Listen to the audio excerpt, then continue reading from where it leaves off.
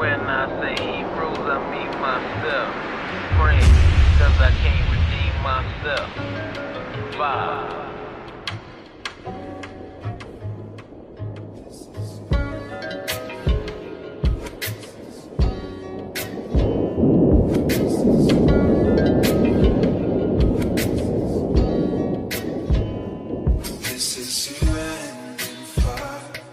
Shalom, shalom. This is Elder Yield from One Nation, One Power, the Most High Servant, coming back to you guys once again. I'm feeling it in my heart to help somebody out there who may be tied to or a part of a Christian church. And your pastor just may be teaching that when the Bible uses the term daughter of Babylon, or Babylon, that is talking about ancient Iraq. Yes, ancient Iraq was at one time called Babylon. But my brothers and my sisters, I'm here today to let you know that I'm going to prove to you beyond a shadow of a doubt. I'm going to take this situation to court right now. And I'm going to bring to you, out of the word of the living God, proof how you can identify that America, aka the snakes, is identified in the Bible as modern day Babylon. But first we have to know history. We have to understand history. First you have to get your mind in a way, set your mind in a way to where when you read this Bible, this is a history book. How do you know it's a history book? Because people went in slavery into Egypt and they came out of Egypt by the hand of their God. So it's telling a story of 12 tribes of Israel. That's what this Bible is actually all about. But I'm going to prove to you today, beyond a shadow of a doubt, that America is Babylon. And then we're going to go into the scriptures and find out what is about to happen to Babylon, aka the snakes. Go with me right fast to Deuteronomy chapter 28. And we're going to start at verse 68. And I'm just going to read one verse. And then we're going to go to Psalms 137. But first we're going to identify what happened to the Hebrew Israelites. In Deuteronomy chapter 28, verse 68. Let's go for a ride. And the Lord shall bring thee into Egypt again with ships. Now, my friends, you don't need to go to Egypt in ships if you live near Egypt. You just simply walk there. Jerusalem, Zion, is right down the street to Egypt. Are you with me? And the Lord shall bring thee into Egypt again with ships, by the way whereof I spake unto thee. Thou shalt see it no more again, meaning your homeland. What people on the earth are living all over the earth, but cannot specifically identify their homeland.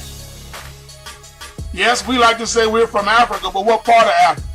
Africa is a huge continent with over 1,000 dialects and languages and tongues. Which one are you from? Thou shalt see it no more again, and there you shall be sold, and there you shall be sold unto your enemies, for slave women, for bond men and bond women, slave men and slave women. That's what the word bondmen means.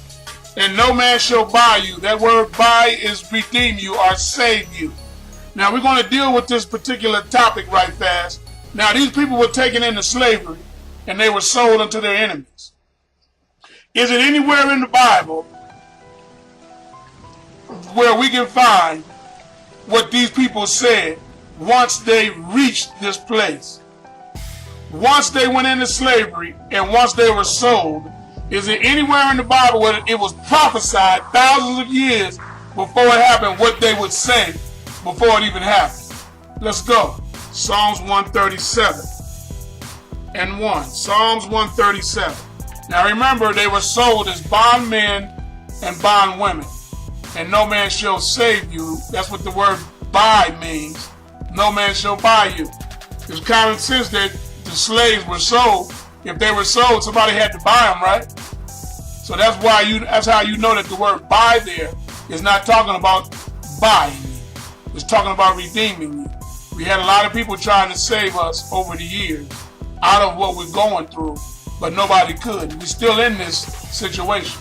So now I'm going to prove to you that America is Babylon. Psalms 137, beginning at verse 1. By the rivers of Babylon, there we sat down. Yea, we wept when we remembered Zion. This is Psalms 137 and 1. This is prophesied thousands of years before it happened, that these people, once they were taken captives, once they were taken slaves, and once they were sold to their enemies as slave men and slave women, in Psalms 137 and 1, is prophesying what they would say and what would be their reaction once they landed in Babylon. It says that they began to cry. The word wept means they were crying. They were crying when they remembered Zion, not Africa. They were taken from the continent of Africa and they was brought to Babylon. Now, Babylon is a lot bigger than you would think it is. But we're going to deal with this. We wept and we cried when we remembered our home. That's what this is basically saying. Once we landed in Babylon, we cried and we wept in Psalms 137 and 1 when we remembered our home. Verse 2. We hanged our harps up on the willows in the midst thereof. We hanged our harps up on the willows in the midst thereof. Now you have a key. You have an identifying marker right here in Psalms 137 and 2, letting you know, identifying Babylon. In Babylon, it just said in verse 2 that in this particular place, the willow tree would grow. Now, I went ahead, don't believe nothing I say. Research it yourself. Type this up in your Google page. In what countries are weeping willow trees found? In what countries are weeping willow trees found? See the question mark? You can just type this up in your webpage. Now the Bible in Psalms 137 and 2 gave us an identifying marker that this place called Babylon got willow trees. Now I'm going to read just a little bit from it. In what countries are weeping willow trees found? Weeping willow trees. The scientific name. The scientific name for the weeping willow tree, you wouldn't believe what it is. The scientific name for the willow tree is Salix babylonica. Salix babylonica. Salix babylonica.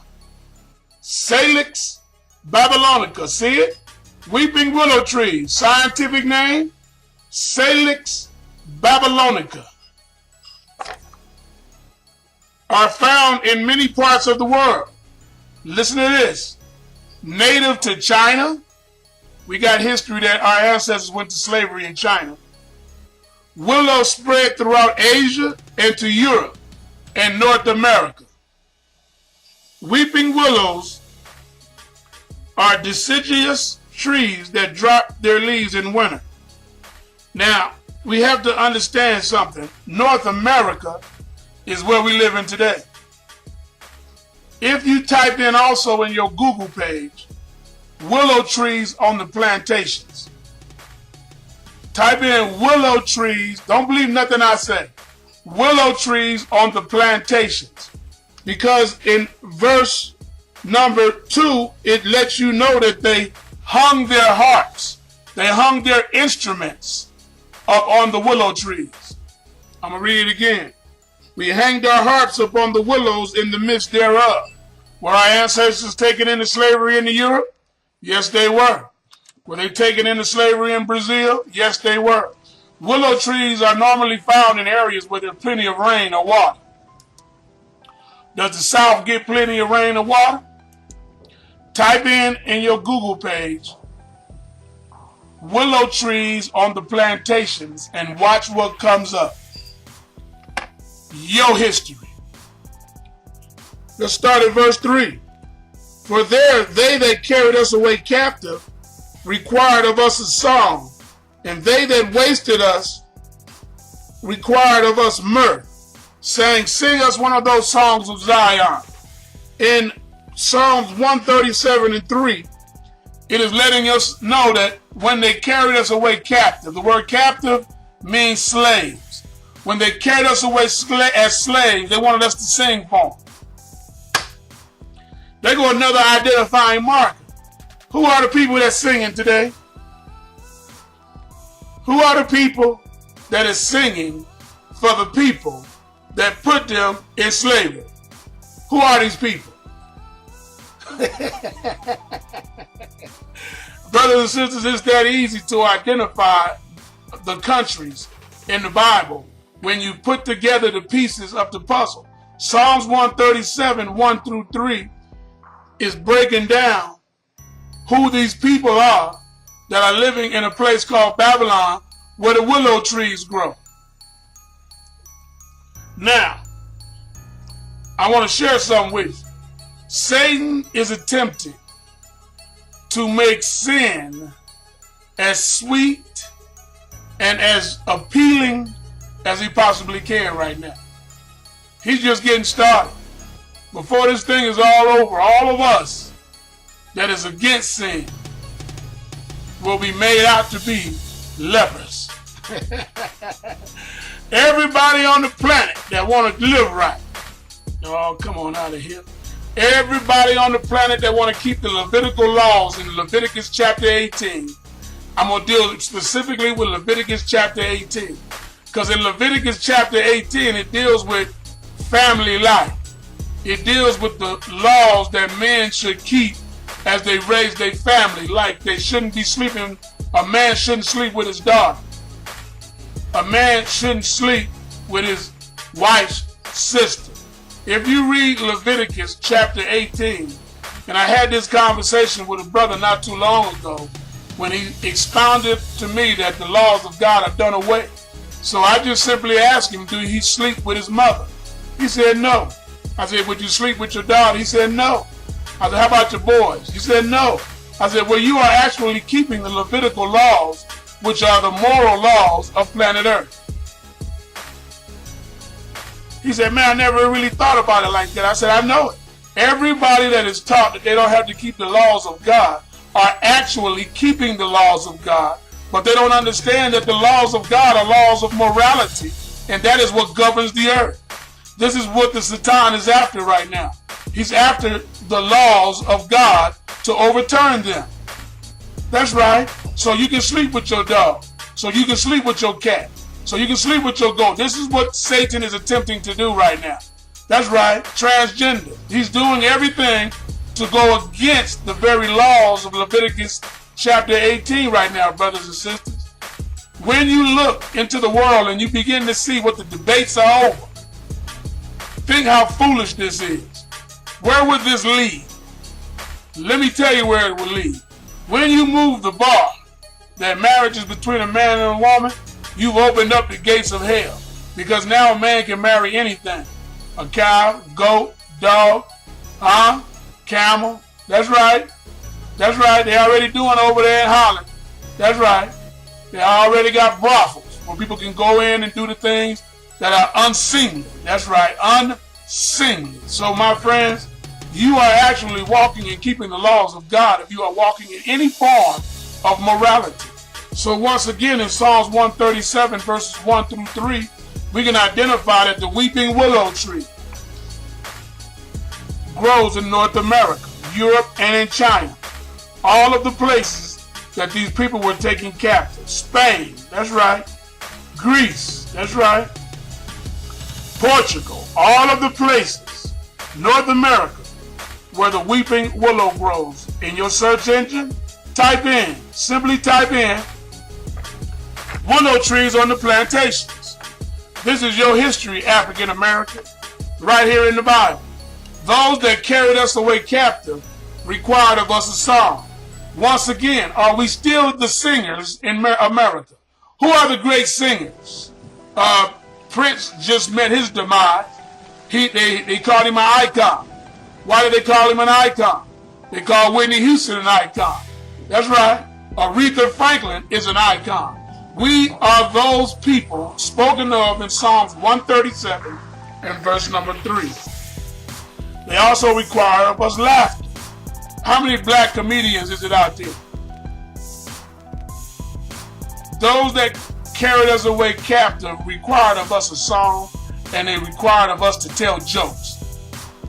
And we're still doing it to this day, not realizing that our history is right here in this Bible. So now, what is going to happen to this place called Babylon, since the children of Israel was prophesied to be here for times and a half of times, meaning 350 years. The 350 years is up. Is that why in the Willie Lynch letter, Willie Lynch said that he can keep us under mind control for over 300 years? And he did a good job of it, because most of us today think this is our home, completely forgetting where we come from, not caring where we come from, not realizing that Christ is coming down with New Jerusalem. So who are the people of the old Jerusalem? If a New Jerusalem is coming, who were the people living in the old Jerusalem? The people that are living in the land today are not the people of the old Jerusalem. You can simply read Revelations 2:9 and Revelations 3:9. Behold, those that say they are Jews and are not. Christ told you in red. I like to call him the red letter writing man. He told you in red 2 times that the people living in the land today are not the Jews. How could they be the Jews when the people spoken of over there in Deuteronomy 28, 48, and 68 were carried away captive into all nations? And they had chains on their necks. That's another way how you can identify who the Hebrews are, who the Jews are. They had chains on their necks. All you got to do is simply type up slavery and see who had chains on their necks. That's another identifying marker in the Bible to help you to see who the people are and identify them. So these people were carried away to a place called Babylon. Now go with me to Isaiah chapter 13, because this is one of the hottest chapters that I was just given over this week and I ministered on. Isaiah chapter 13, dealing with a place called Babylon. Let's go. Isaiah chapter 13 and verse 1. The burden of Babylon. Stop right there. The burden of Babylon. As soon as this verse begins, it tells you that Babylon has become a burden, a heavy weight, something that you cannot endure any longer. So what happens when you cannot endure this weight any longer? You got to get it off of you, right? You got to get rid of it, right? Let's keep going. Which Isaiah the son of Amos did see. Lift you up a banner up on the high mountain. Exalt the voice unto them. Exalt the voice unto them. Exalt the voice unto them. Raise your voice. Don't talk to them like this. The Most High is saying through the prophet Isaiah, now is it's time to exalt the voice. Lift up your voice out Isaiah 58 and 1 like a trumpet. Show my people their sins and Israel their iniquity. The Most High is saying right now, lift up thy voice. It's not time to be quiet. Exalt the voice unto them. Shake the hand. Shake the hand. Remember when Mama used to be so mad at us back in the days that she would start shaking her hand at you when you did something wrong? This is that hand movement just before that butt whooping. You guys remember this hand movement? Well, that's in the Bible. What people do this? What people still do this to this day? What big mamas do this? Come on. That's in the Bible. This is a history book, I told you. The Most High said, exalt the voice unto them. Shake the hand, that they may go into the gates of the nobles. I have commanded my sanctified ones. I have also called my mighty ones for my anger, even them that rejoice in my highness. Isaiah 13 and 3, the Most High is saying that he is so angry and this place called Babylon has become such a burden that now he is going to have a meeting with the so-called sanctified ones. Now he's going to have a meeting with the mighty ones. These are the angels in the heavenly realm, my friends. In Isaiah 13:3, the Most High is saying, call my sanctified ones and my mighty ones. What you going to do, Most High? I want to see what he's talking about right here. In verse 4, the noise of a multitude in the mountains, like as of a great people, a tumultuous noise of the kingdoms of nations gathered together. The Lord of hosts mustereth the host of the battle. In Isaiah 13:4, the Most High has prophesied thousands of years before it happened that it is he that is mustering the hosts to the battle. It is the Most High that is calling the nations of planet Earth down into the valley of Jehoshaphat called the Middle East. Yes, he used Syria as a device to call in all nations down into the valley of Jehoshaphat. The Most High says, I am the one that is mustering the host. So what you saying, Most High? The Most High letting you know that the reason all over the world right now you seeing all of the armies breaking out new weapons. You seeing all of the armies of the earth right now ramping up their military, getting their soldiers ready, breaking out gear that they had hidden and had put together years ago, laser beams, tractor beams. And you see them right now. It's all over the internet. North Korea firing off missiles out of the sea. That's right, testing nuclear. Brothers and sisters, the Most High said, I am the one mustering them to the battle. He's telling them to get their best weapons together right now. And they're doing exactly what he said. Let's keep going. Verse 5. They come from a far country, from the end of heaven, even the Lord. They come from a far country, even the end of heaven. Even the end of heaven. Even the end of heaven in verse 5. This is how you know in verse 3, these sanctified ones and mighty ones are coming even from the end of heaven. Even the Lord, even the Lord, even the Lord. This is how he's letting you know. He's talking about him. Even the Lord and the weapons of his indignation. He's coming with weapons. In Isaiah 13:5, unlike what your Christian church is teaching you, the Most High in Isaiah 13:5 just let you know and let me know when he comes, he's coming strapped. Let me read it again. They come from a far country, from the end of heaven, even the Lord, and the weapons of his indignation. And the weapons of his indignation, verse 5, and the weapons of his indignation to destroy the whole land. The Most High coming in fully loaded. No AK will be able to stand up. No Abrams tank is going to be able to stand up against these weapons. These weapons will be outer space weapons. That's right. These will be weapons that the universe and on planet Earth have never seen before. This is the God I serve. He's coming strapped.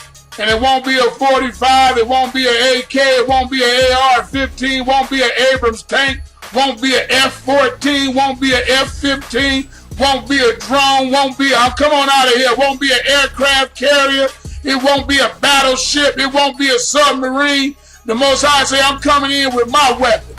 So he's letting the world know to get their weapons together. Can you see it, my brothers and sisters, as I speak unto you right now? Can you see it with your natural eyes that the Most High is coming strapped?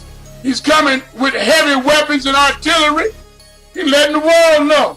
They already know the scriptures. They already know the prophecies. That's why they're getting ready, brothers and sisters. They're going to do what Revelation 17 said. They're going to fight the Most High. At least they think they are. But over in the book of Zechariah, Zechariah said while they're standing on their feet, their eyes going to melt out their head. their tongue gonna evaporate out of their mouth. Verse 6, howl ye, for the day of the Lord is at hand. It shall come as a destruction from the Almighty. This is Isaiah 13:6. What in the hell is the Christian pastors teaching you? They're telling you that Christ is going to come in with all love, floating on a marshmallow. But the Bible diametrically opposes what they teach. Because in Isaiah 13:6, it says he's coming as a destruction from the Almighty. Verse 7, therefore shall all hands be faint, and every man's heart shall melt. Have you ever seen somebody faint? In verse 7, the Most High just told all of us out of the mouth of the prophet Isaiah. He said, when I come in and make this appearance in ultimate destruction, he said, people are going to faint. They're going to pass the hell out when I come in. This is what the Most High is saying. All hands shall be faint, and every man's heart shall melt. Every man's heart shall melt, and they shall be afraid. Verse 8, and they shall be afraid. All these military police beating us up, sicking dogs on us, pulling out their guns. The Most High just told you in Isaiah 13:8, they're going to be like a bunch of punks when he come in. All these dudes down there in St. Louis on national television with their little army gear, shooting tear gas and all that. The Most High said all of them going to be like punks. He said all of the military that think they tough, all the Spetsnaz going to be like punks when he come in. He coming in so hot, so heavy, with so much artillery that when they see the Most High said in Isaiah 13:8, they're going to be afraid. They're going to be like punks. They're going to be like sissies. Pains and sorrows shall take hold of them. They shall be in pain as a woman. The Most High just told you in Isaiah 13:8 that when he come in, all of these so-called tough guys going to be like women. They're going to be screaming like women. Most High said they're going to be straight punks. Here's what he's telling you in Isaiah 13:8. I'm just breaking it down for you. Let me read it again. And they shall be afraid. Pains and sorrows shall take hold of them.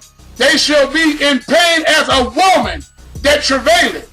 They shall be amazed one at another. Why are they going to be amazed one at another? Because when they look up and see this artillery that's coming, they're going to be like, what the hell? We don't stand a chance. They're going to look at one another. And they're going to be in pain as of a woman in travail, having a baby. Birth pain. After they look at each other, what's going to be the next thing you think going to come into their mind? Run! That's right. That's what you do when you're afraid. You run. You hide. He says, they shall be amazed one at another. Their faces shall be as flames. This is Isaiah 13:8.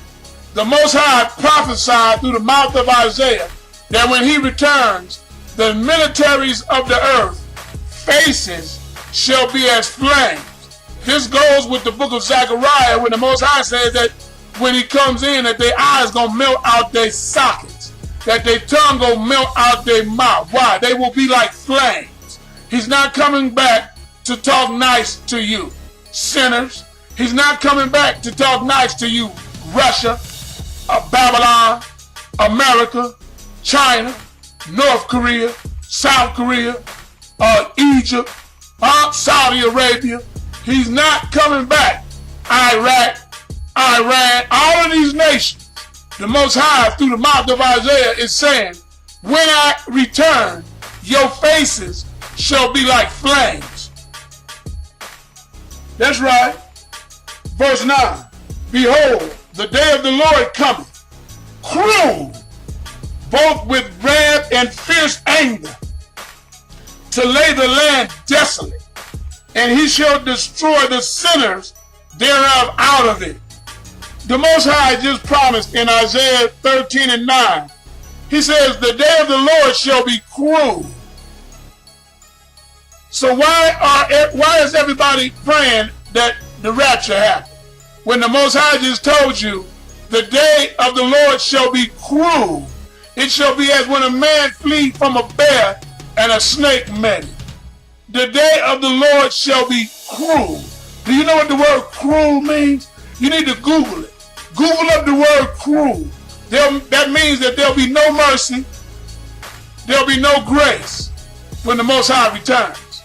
He promised that he's going to destroy the sinners out of the land. Now, if I was you, I would want to look into this Bible and find out exactly what is a sinner according to the Bible. I will stop listening to my pastor because my soul is in danger. Oh, you ain't hearing me. My soul is in danger. My soul don't belong to the pastor. My soul don't belong to the Christian church. My soul don't belong to the Catholic church. My soul don't belong to the Baptist church. My soul don't belong to the Methodist church. My soul don't belong to the Pentecostal church. My soul don't belong to the Peter in the Bushes church. My soul does not belong to any religious organization because God just let me know he's going to kill all of the sinners out of the land. Now I must know what is a sinner according to the scriptures. In 1 John 3 and 4, you can go there.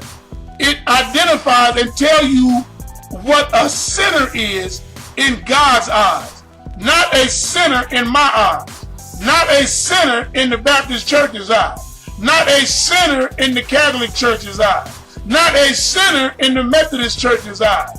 They all have their own definitions of what a sinner is in each and every religious organization.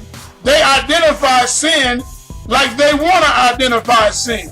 But what did God say sin is? What did the Most High say sin is? That's what I'm worried about. That's what I need to know, because he is the one that has promised to come back with weapons of indignation and destroy the land, and men's hearts shall faint and melt, and they shall be like women as travail. If all this is going to take place, I want to make sure I don't get caught up in it. So I must identify what is sin. 1 John 3 and 4 tells you that sin is the transgression of the laws of God. In John 14:15, Christ let you know, and I know, that if we love him, we will keep his commandments. Now, I can't make this any plainer than what it is. Because your church teaches you that you don't have to keep the laws of God, you shall keep the immoral laws of America. You might say to yourself that I am not for gay marriage. I am not. Why are you not for gay marriage? If your church teaches you that the laws of God are done away with, why are you standing firm against gay marriage? That comes from the Bible. You are unknowingly and unwittingly supporting the laws of God. Wake up. Wake up.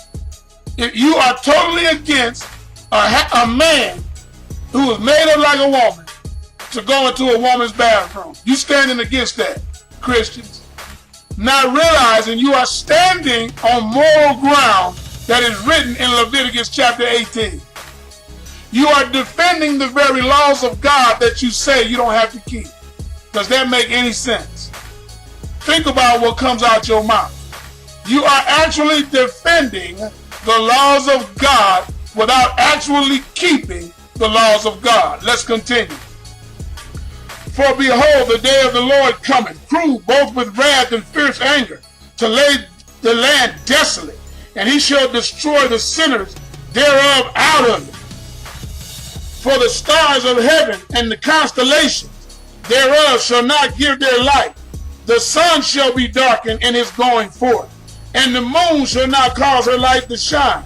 Verse 11. And I will punish the world for their evil. Stop right there. Isaiah 13 and 11. The Most High has made a promise that he's going to punish the whole world for their evil. See? If you don't correct, chastise, and raise your children, the Most High just promised you, I'm going to punish you. A punishment is coming on the whole world. Can any country come to your mind right now who think that they're going to be without this punishment? He said the whole world. The whole world is going to be punished by one true God. This is a promise. This is not me telling you about some God that lived in Egypt thousands of years ago that never said he was going to punish the whole world. See, this God is a killer. I try to stress that as much as possible. He kills and makes alive. You know Ananias and Sapphira over there in the book of Acts, who lied to the disciples and held back what they were supposed to give, and they dropped dead? This God is a killer. There was a guy named Sennacherib who thought that he was the God of the earth, and every people he took down, he also claimed that he took down their God. Well, our God sent one angel that wiped out thousands of his soldiers in one night. This God does not play. This God destroyed the whole world with a flood. Do you think that he's going to care or have sympathy because he's promised that men's faces this time shall be as flames, because he has made a promise with the rainbow in the sky that he ain't going to flood the earth no more, but this time he's going to burn it the hell up? This time he's bringing gasoline. This time the Most High God is coming with a flamethrower. This time, he said, I'm not going to pour sparkling water on you. He said, I'm going to burn you the hell up. And this is not taught in the Christian churches. Hello, they're not teaching their parishioners that this God of the Bible, who they don't follow, has threatened to kill them by fire, meaning the whole world. Let's keep going. I will punish the world for their evil and the wicked for their iniquity. And I will cause the arrogancy of the proud to cease. And I will lay low the haughtiness of the terrible. In verse 11, the Most High said, all you out there that's prideful saying that ain't going to happen, he said he's going to stop that. He's going to cause the arrogancy of the proud to cease. Meaning, he's going to kill all of the proud.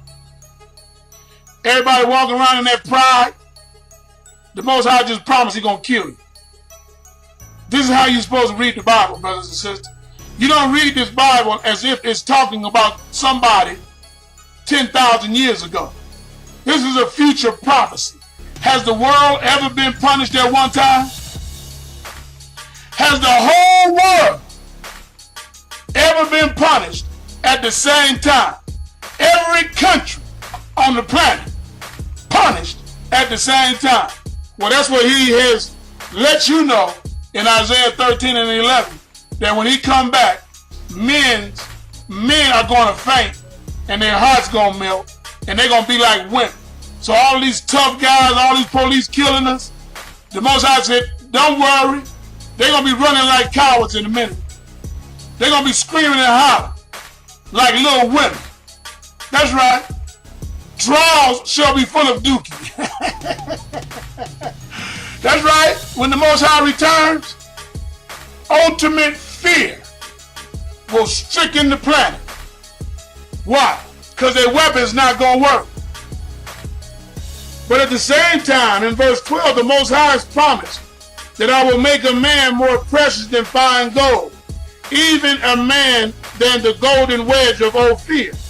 Therefore I will shake the heavens, and the earth shall remove out of her place.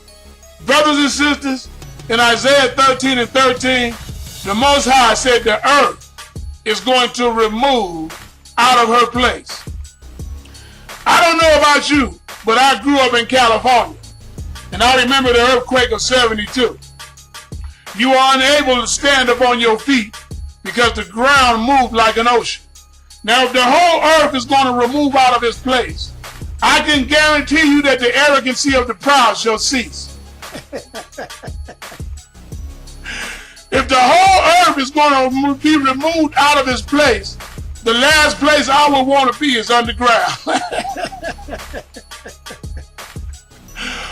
The last place I would want to do is be building an underground bunker.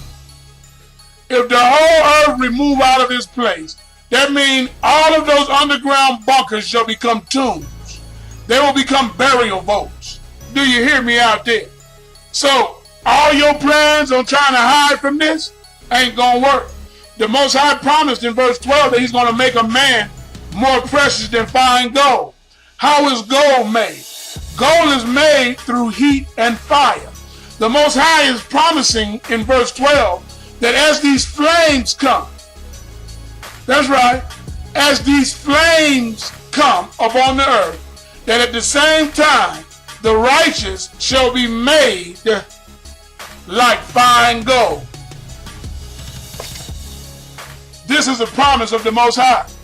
Brothers and sisters, he's going to punish the whole world. My prayer is that you be not one of those that are caught up in the punishment. That you keep these laws, statutes, and commandments, no matter what or who says what.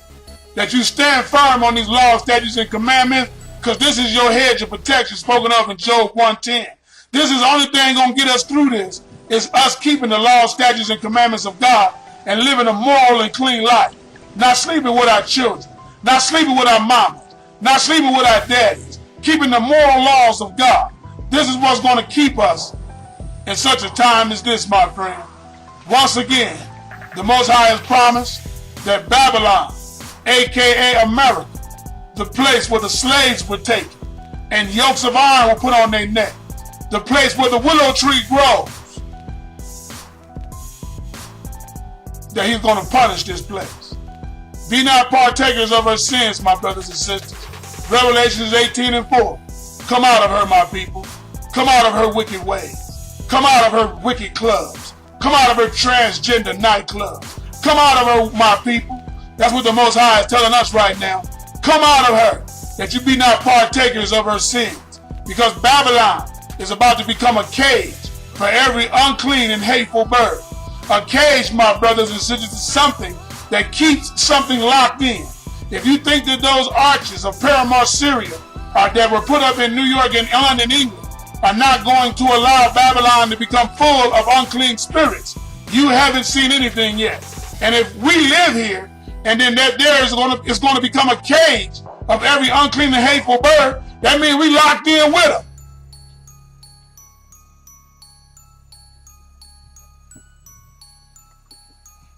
That means we locked in with them. All hell about to break loose in Babylon. This is the plague wherewith in Revelation 18, the Most High gonna plague Babylon. First is the spiritual warfare.